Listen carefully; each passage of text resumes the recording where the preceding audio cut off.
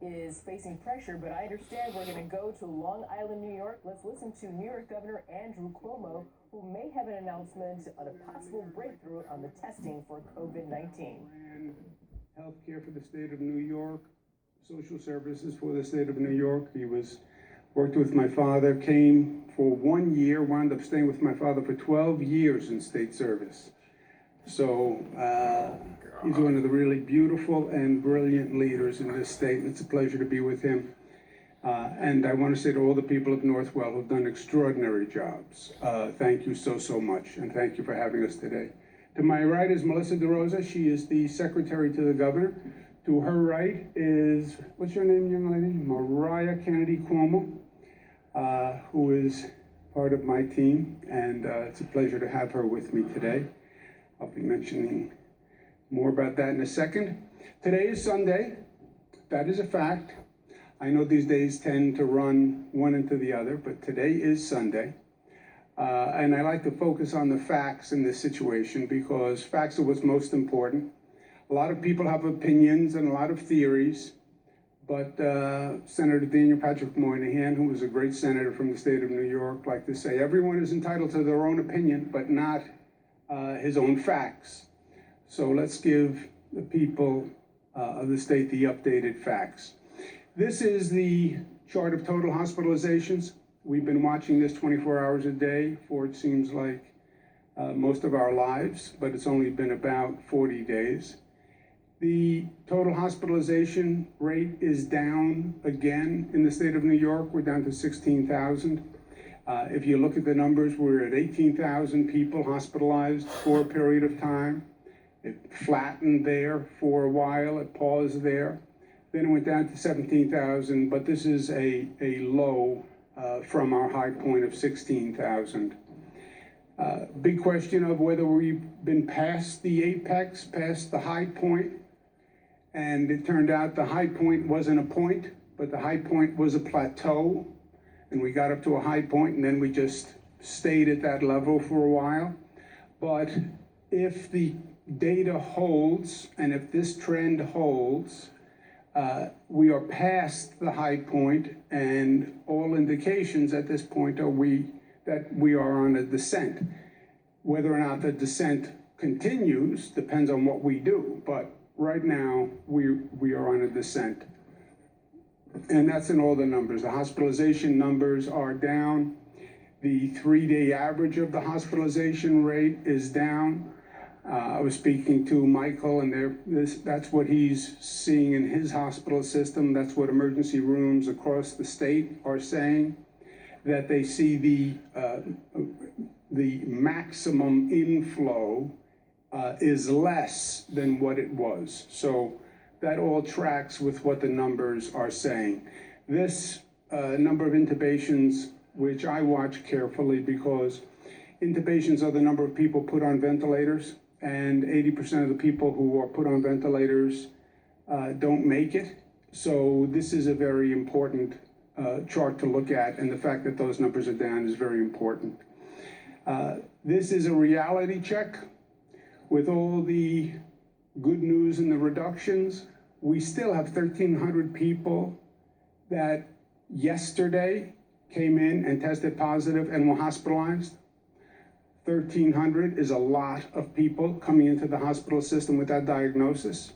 Less than it had been, so that's good news, but it is still 1,300 people who are testing positive and need hospitalization. We've been watching the spread of the virus from the New York City area, and there have been little outbursts on Long Island and in upstate New York, and we've been jumping on those outbursts, but overall, we have controlled it, and the numbers are about the same.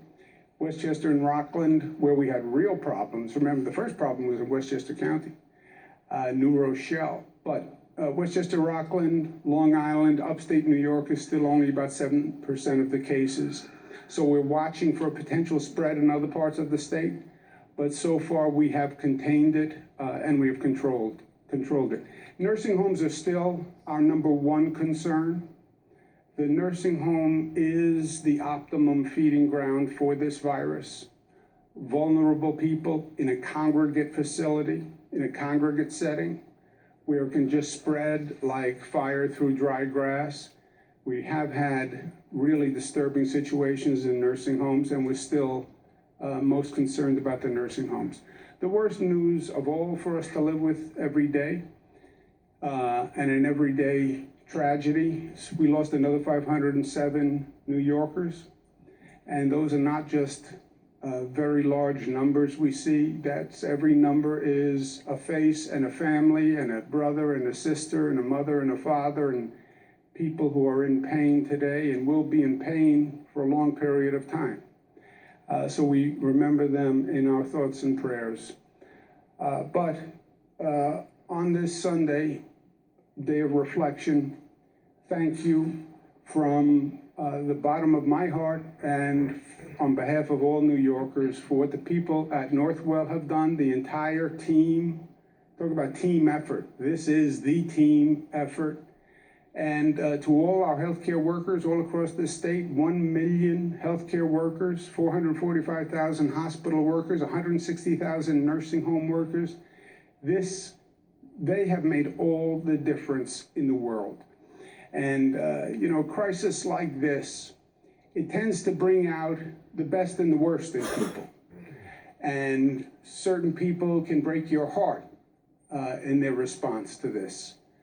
But on the other hand, other people can rise to the occasion and just give you such a sense of confidence in the human spirit. And the healthcare workers have done that. I've been looking at this chart for 40 days. And it looks like a bar chart. It looks like numbers and a line. I don't see it as a bar chart as we've been going through this. To me, it was a mountain that just kept building and building and building, and you didn't know where the top of the mountain was. And those numbers kept growing, and we kept going up the mountain, and we kept wondering, where is the peak? Where is the apex? What is the high point? When does this stop? And we get to the top of the mountain, and by the way, it's not a point. And then it plateaus, and it plateaus at a very, very high rate, which means every day those healthcare workers have to come in, and they're seeing a tremendous number of people come in the door, overwhelming the capacity of the hospital. And remember, we asked hospitals to increase their capacity 50%. So if a hospital had a 100-bed capacity, now they had a 150-bed capacity. And it stuck at that very high level on that plateau. And that was day after day after day, people who were at their max and had given it all. And then the next day, it's the same thing all over again. But they did it. They got us through the plateau, and now they're getting us down the other side. And we just pray to God that it remains down on the other side. So there's been a lot of pain and a lot of anguish for a lot of people. But the skill, the courage, and the love of our healthcare workers, of our first responders, of our police, of our essential workers, they have really gotten us through all of this. We also want to thank our neighbors, 95,000 medical professionals who agreed to help in this state and outside of this state, who said they would come and help us. And I want to thank the other states and communities who we put out a call for help, and we got help from all across the country. It reminds me in that post 9/11 time when we needed help and other communities in the Northeast needed help, and people came from all across the nation, and they just wanted to help, and they just showed up. That's what happened here. And that, when I talk about seeing the best and the worst of people at a time of crisis, that outpouring of generosity, I'm sure you felt the same, gave us such a sense of confidence that we're not in it alone. And humanity and the love of the American people was there for us. And I said, we need your help today, but New Yorkers also never forget. And thank you for the help. And we will be there when you need us. And we will be there when anyone needs us. Right now, our neighbors in Massachusetts are looking at an increase in cases. I spoke to Governor Charlie Baker yesterday. They may need 400 ventilators, and we know how important ventilators are. if their numbers keep going up and if they have to scramble. And I said, you were there for us and we're going to be there for you. If they need 400 ventilators, we've already identified them and we will bring them over on 24 hours notice. And we wish them well, and anything they need, we're going to be there. So the recent news is good. We are on the other side of the plateau and the numbers are coming down. But that's good news only compared to the terrible news that we were living with, which is that constant increase. And remember, you still have 1,300 people who walked into the hospitals yesterday testing positive. So it's no time to get cocky and it's no time to get arrogant, right? We still have a long way to go and a lot of work to do. And this virus has been ahead of us every step of the way. We have been playing catch up from day one in this situation. So it is no time to relax. And this is only halftime in this entire situation. We showed that we can control the beast, and when you close down, you can actually slow that infection rate, but it's only halftime. We still have to make sure that we keep that beast under control, we keep that infection rate down, we keep that hospitalization rate down, as we now all get very eager to get on with life and move on. So it's not over. And we have a whole second phase. And in this second phase, first, do no harm. Don't jeopardize what you've already accomplished by seeing that infection rate increase. We have to be smarter, especially when it comes to the new frontier of testing and how we test and how aggressively and how we get that organized. And then when we talk about rebuilding, we have to talk about not just rebuilding, but let's learn from this horrific experience. And let's take these lessons forward. And how do we build back better than before? I don't want to have gone all through this and then just say we're reopening. No. We have to open for a better future than we have ever had. And we have to learn from this. And as we go through this, remember, I know people are eager to get on with life. We have slowed the infection rate down to 0.9%. 0.9% means one person infects 0.9% of a person, less than one. That means the virus is slowing. If one person is infecting 1.2 people, the virus is increasing and is an epidemic and an outbreak and is out of control. So we have a very small margin of error here as we navigate going forward. Any plan that is going to start to reopen the economy has to be based on data, and that means it has to be based on testing.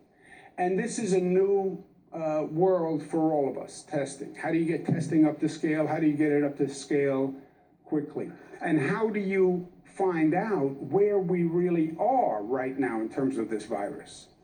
You have all these scientists and all these experts who are basically trying to extrapolate from the data, but we don't really know. How many people were infected? How many people had coronavirus but self-resolved? We don't really know because we haven't been able to do testing on that large a scale. But we're going to start here in the state of New York with antibody testing. Antibody testing means you test a person to find out if they have the antibodies, which they would have if they were infected with the coronavirus. And we're going to do that in the most aggressive way in the nation, where we're going to sample people in the state, thousands of people in the state, across the state, to find out if they have the antibodies. That will tell us, for the first time, what % of the population actually has had the coronavirus and is now, at least short-term, immune to the virus. This will be the first true snapshot of what we're really dealing with. And we're going to be doing that over the next week in the New York State Department of Health. We'll be running that. There's also another set of tests which are called diagnostic testing. Diagnostic testing is whether a person is positive or negative. And we're coming up to scale on this, even though it is very, very hard. Northwell is leading the parade on this, and I just looked at some of the technology they're bringing in. All these different manufacturers who make different machines to run different tests. And there's a number of big manufacturers, and Northwell is bringing in as many as they can. But this has to be brought to scale. Nobody has done testing at this level ever. And we have to do this in partnership with the federal government, because there's all sorts of logistical questions and supply chain questions, and people can't get certain chemicals they need to do tests, and the chemicals are made in other countries. So we have to do this with the federal government. I spoke to the head of the CDC yesterday, and he was very smart and very informed, and we talked about how we can do this together. Talk about being smart. The federal government is talking about passing another piece of legislation which would help in the reopening. And they want to help small businesses, and that's great. They also have to help state governments and local governments, which have not been supported in the previous legislation. Everyone is saying, well, it's up to the states to come up with a reopening plan. It's up to the governors, up to the governors. Fine. And that's true and right and legal. But the governors in the states have to have resources. And yes, you have to help small businesses, you have to help the airlines, you have to help all these private sector interests as well as citizens. But if you don't help the state government and local government, then how are we supposed to have the finances to reopen? And if you don't give state and local government support, you know, we're the ones who support the schools, we support the police, we support the fire, we support the hospital workers.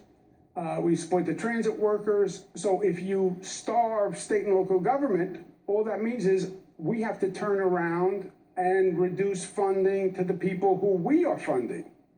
If we don't get federal assistance, you're looking at education cuts of close to 50% in the state of New York, where school districts would only get half of the aid they got from the state last year. You're talking about cuts to hospitals from the state.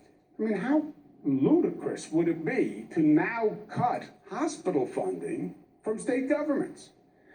So the governor's bipartisan, Democrat and Republican, in this crazy political environment where you can't get Democrats and Republicans to agree on anything, all the governors agree and have said to Washington, make sure you fund the states in any next bill you pass, and we ask for $500 billion, again on a nonpartisan basis.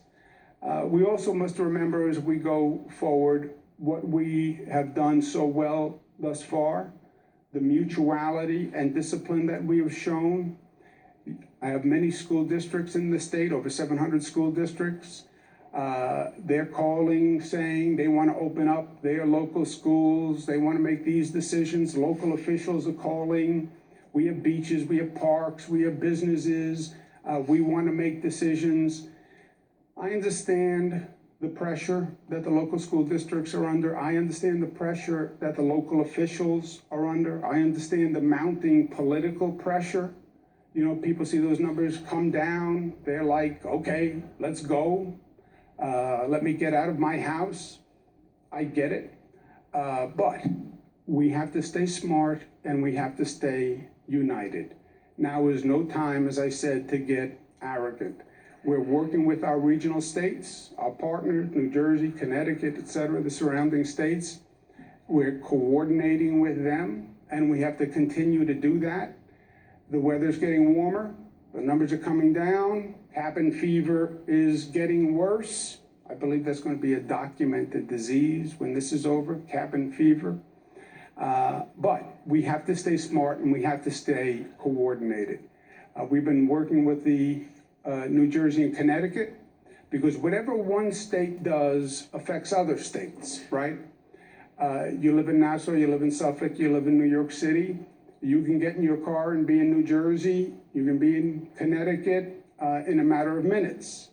So it's very important to plan accordingly. It's not that we can be on the same page on everything, but at least let's know what each other is doing. So, for example, on state parks, We're coordinating what our policies are because you could see people go from one state to another.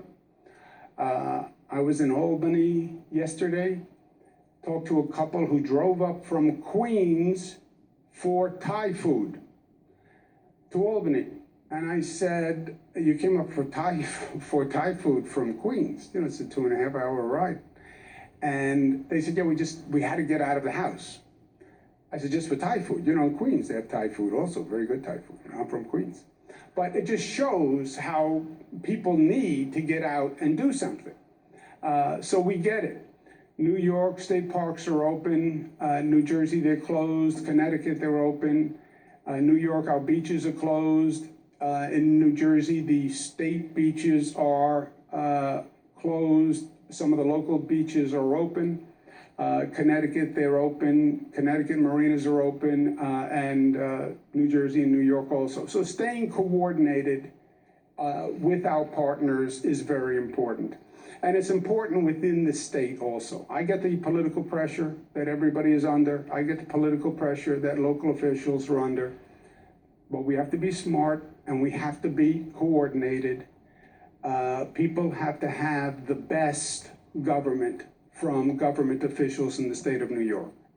Government matters today in a way it has not mattered in decades. And it's important that government sends the right signal and one message, and there's no confusion. Because if people don't have confidence in government right now, if they think there's chaos or confusion or politics, that would be a terrible message to send. We've done a great job as government officials, all of us, Democrat, Republican, state, local. We have to keep doing it. And now is not the time to send mixed messages. And also on a very parochial level, I get that in the conversations I've had, people feel political pressure. Here's the simple answer. The state's emergency powers now govern in this emergency. Blame me. Blame me. Somebody's complaining about a beach. Somebody's complaining about whatever. Businesses open, schools open. Blame me. It's true. It's right. It's the state law. And I don't have any issue with that. So blame me. Also, as we're planning the reopening, let's set the bar a little higher. And let's all start to think about this now. What did we learn during this? Personally, what did we learn? Socially, what did we learn? Collectively, what did we learn? And how do we incorporate that into our reopening, right? How do we have a better healthcare system when we reopen? How do we have a better transportation system, better telecommuting, a smarter telemedicine program, better technology in education? How do we have more social equity? You can see the disparate effect of this disease and how it reinforced the disparity and inequity in society. How do we remedy that? And are we more cohesive as a community for having gone through this, right? So it's not just reopen. It's not just build back. It's advance. Use this as a moment in time where they look back when they write the history books and they say, boy, they went through a terrible time, but they actually learned from it and they improved from it and they moved forward. We had 9/11. Yes, we built back. We built back different. We built back smarter. We had Hurricane Sandy, devastated Long Island. I was governor. I didn't say we want to replace. I said we're going to learn how to do a new grid system. We're going to learn how to do better infrastructure. And we did. Long Island today is better for having gone through Hurricane Sandy, as terrible as that was. We have to do the same thing here. How do we come back even better? So the long and the short of it is, thank you to all New Yorkers for all the good work, to our healthcare workers, a special thank you to the police, to fire, to the transit workers. You know, the economy has not been closed down, right? All the essential services have still been functioning. You still could go to a grocery store and get food. Lord knows you could go to a healthcare institution and get health care. The transportation worked, the buses worked, all these people who kept everything working. We thank them from the bottom of our hearts, but also remember we still have more to do. And New Yorkers know that because New Yorkers are tough, but tough doesn't mean just tough. Tough is easy. It's tough, but smart, but disciplined, but unified, and but loving. And that's who we are as New Yorkers. Last point, on a personal point, I have my daughter Mariah who is with me, and she is the third daughter for me. And she just came home, if you will. She was quarantined, so now I have all three daughters with me. And they can't appreciate this, but it's such a comfort to me personally to have them home. You know, when your child is not at home, especially at a difficult time like this, you're always wondering, where are they? Are they okay? Are they doing what's right? And every instinct is you want to be able to protect them. And when they're not there, you have this constant hole in your heart, right? And this constant question as you're going through the day. So you're trying to do everything that you have to do, but you still have this question in the back of your mind, where's Mariah? How's she? So that they are now all three with me gives me a great sense of comfort. And in this crazy situation we're in, but for the craziness, I would never have my three daughters with me again. You know, they're 25, 22 years old. The last thing they want to do is hang out with Pop, right? They have places to go, people to see, you know, they're taking life by the horns. So I get this beautiful silver lining in the midst of this hell where my daughters are with me again. And we get to celebrate family, and we get to bring back traditions, and we get to enjoy each other and have really in-depth conversations that we even haven't had in years, right? And reconnect in a way we haven't had the opportunity in years.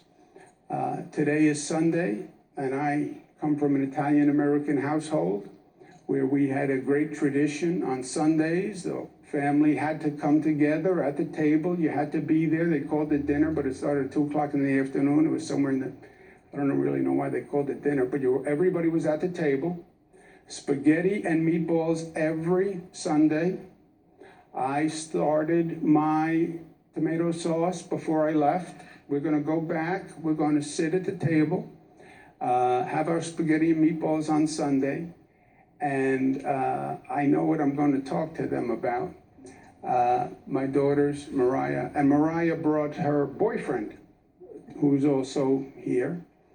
The boyfriend is very nice, and we like the boyfriend. Advice to fathers. Oh my God, the answer dude. on what you think of the boyfriend is always, I like the boyfriend, always. Because there's only two options. Either you like the boyfriend, in which case you say, I like the boyfriend, or you don't like the boyfriend. But you can never say you don't like the boyfriend. I learned this lesson the hard way. Otherwise, it triggers NDS. NDS is natural defiance syndrome. It's not documented, but it is a psychological condition where if you say as a father, I don't like him, natural defiance syndrome kicks in, and then they like the boyfriend more because he is opposed by the father. So the answer has to be, I like the boyfriend.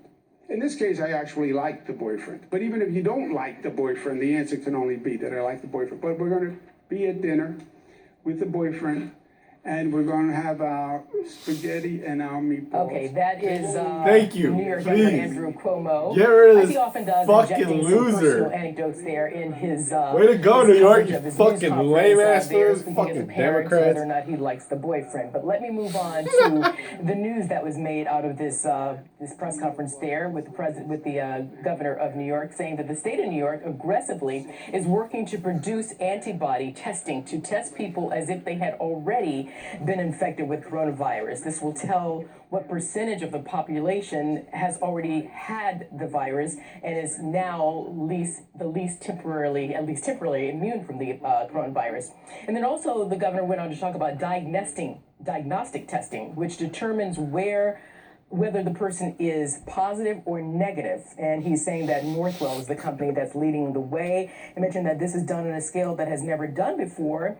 So the governor saying this must, though, be done in coordination with the federal government. By the way, there will be a White House briefing coming up at 5 p.m. Eastern. We'll cover that live here on Fox News as well. And wrapping up the remarks from Governor Cuomo, he's saying that the federal government must help state and local governments with the next tranche of funding through the Paycheck Protection Program, to include one number on the table at the moment, I think is $150 billion for state and local governments.